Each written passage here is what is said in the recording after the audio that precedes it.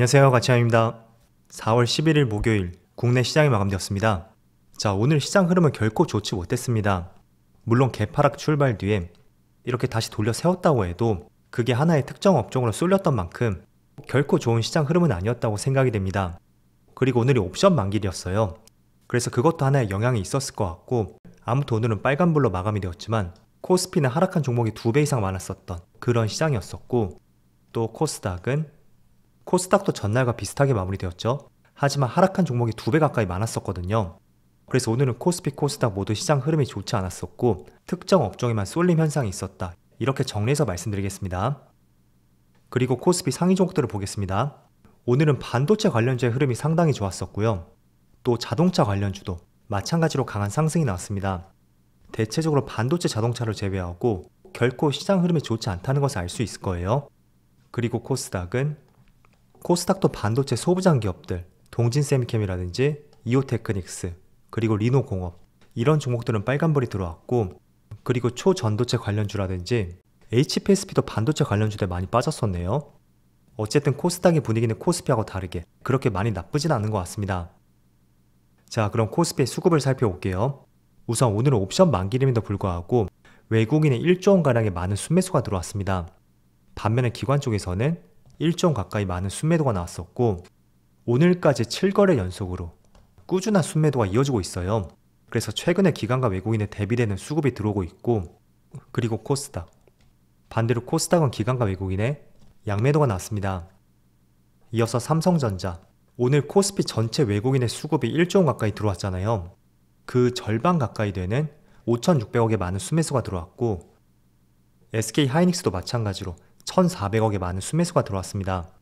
그래서 전체적으로 코스피 외국인의 수급 중에서 약 70%가 삼성전자하고 SK하이닉스에 집중이 되었다라는 것을 알 수가 있겠죠.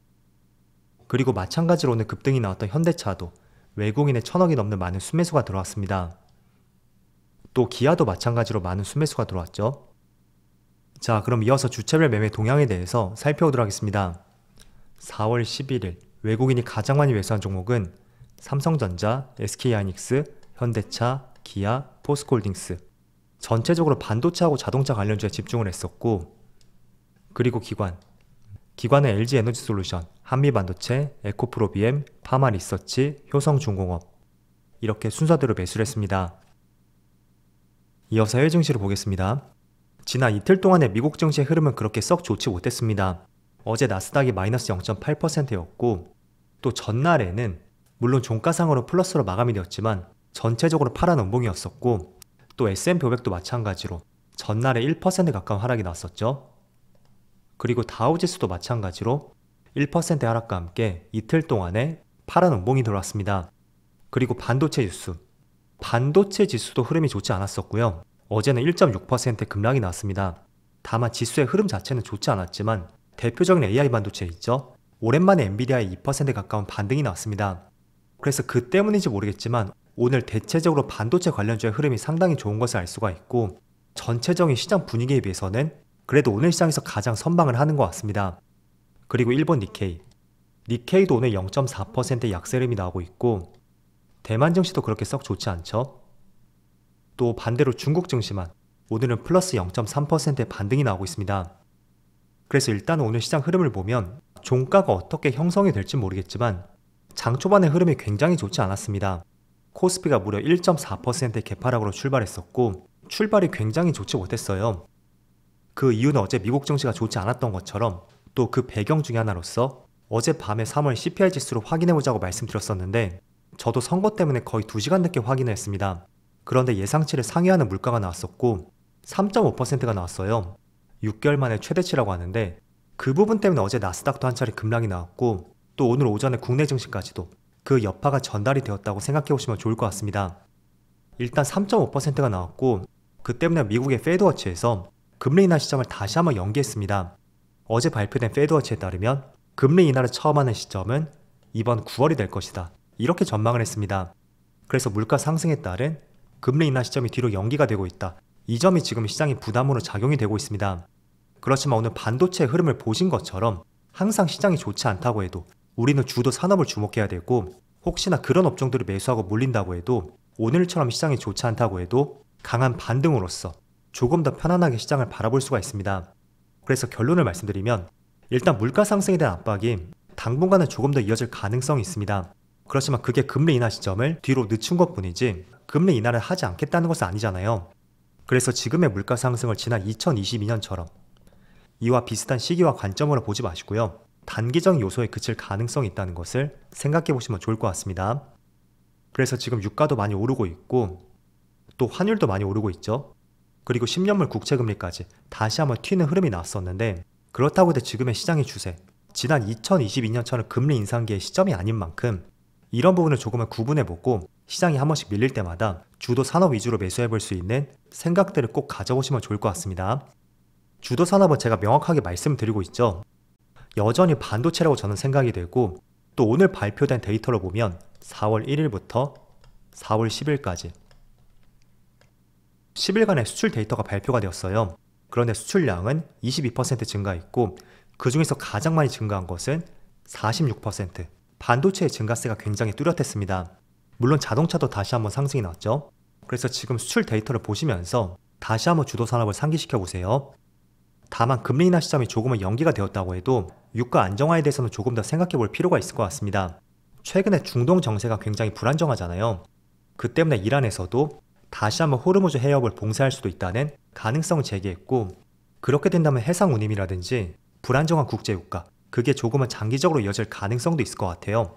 그래서 금리 인하 시점이 뒤로 연기가 된 것은 저는 그렇게 큰 문제는 아니라고 생각이 됩니다. 다만 그 안에서도 에너지 가격 이 점은 조금 더 면밀하게 살펴보시면 좋을 것 같습니다. 자, 그리고 저PBR 관련주 어제 선거가 끝난 만큼 한번 말씀드려볼게요. 일단은 저PBR 관련주는 단기적으로는 주가에 좋지 않은 부분이 생길 수도 있다는 것이 지금의 시장의 분위기인 것 같습니다. 그 이유 중에 하나는 어제 야당이 압승으로 끝났잖아요. 그렇다 보니 아무래도 정부에서 추진하는 많은 정책들이 있을 거예요. 그 정책들이 약간은 수정 보완이 될 수가 있고 대표적인 정책으로서는 기업 밸류업 프로그램이 될 수가 있습니다. 일단 정부의 기조에서는 기업들이 자사주 소각을 바탕으로 해서 법인세를 줄인다든지 배당 증가분에 대해서는 세액 공제를 지원하겠다는 이런 방침을 갖고 있었습니다. 자, 그런데 이 부분에 대해서는 지원에 대한 기대감이 약화될 수 있다는 것이 지금의 시장 분위기인 것 같습니다. 그래서 대표적인 저PBR 관련주로서는 지금 보시는 현대차라든지 또 삼성물산 그리고 대표적으로 금융주들 이런 업종들이 포진해 있습니다. 자, 그렇지만 지금 시장 분위기를 보면 출발은 굉장히 좋지 못했어요. KB금융이라든지 특히 삼성물산 오늘 6% 넘게 하락해서 출발했죠. 현대차도 마찬가지로 오늘 거의 3% 가까이 개파락으로 출발했습니다. 그렇지만 지금 빨간 양봉이 들어오고 있는데 조금 전에 말씀드렸던 이런 부분들이 단기적으로는 좋지 않은 영향을 미칠 수는 있습니다. 그렇지만 장기적으로 증시를 부양한다는 데 있어서는 크게 부정적인 영향은 없을 것이라고 해요. 그래서 그런 부분 때문인지 오늘 저PBR주가 시가 대비 많은 상승이 나오고 있고 어쨌든 5월쯤에 2차적으로 이런 부분에 논의가 들어가는 만큼 조금 더 긴 추세 속에서 시장의 분위기를 확인해 보시고 적절한 대응을 해보시면 좋을 것 같습니다. 자, 그리고 중반부에 말씀을 드린 것처럼 반도체 관련주는 대표적으로 시장을 주도하는 업종 중에 하나입니다. 지금 촬영 시점에도 코스피는 약 250개 종목이 상승이 나오고 있습니다. 반대로 618개 종목은 파란불이 들어왔거든요. 그래서 오늘은 결코 시장의 분위기가 좋지는 않았습니다. 하지만 대부분의 업종들이 반도체 관련주였다. 그런 점들을 생각해보면 언제나 시장이 좋지 않다고 해도 우리는 주도 업종을 늘 매수해야 되고 그리고 그 주도 업종은 반도체라는 것은 지금 2분기 내내 계속 이어질 것이라는 것이 저의 생각이라고 말씀드리겠습니다. 조금 더 장기적으로 본다면 저는 3분기, 나아가서 4분기까지 여전히 반도체가 주도할 것이라고 보고 있지만 시장이라는 것은 또 어떻게 바뀔지 모르잖아요. 그래서 3분기나 4분기는 그때 돼서 다시 한번 시장을 파악해보고 현재로서는 2분기에 집중을 해보자 이렇게 말씀드리겠습니다. 자, 오늘이 옵션 만기일이었음에도 불구하고 장중에 계속 외국인의 매수세가 들어왔고 여전히 반도체 쪽으로 수급들이 계속 들어오고 있었습니다. 이런 흐름들이 내일도 계속 이어지기를 한번 바라보면서 오늘 영상 마치도록 하겠습니다. 자, 그럼 편안한 저녁 되시고요. 저는 내일 영상에서 다시 찾아뵙도록 하겠습니다. 감사합니다.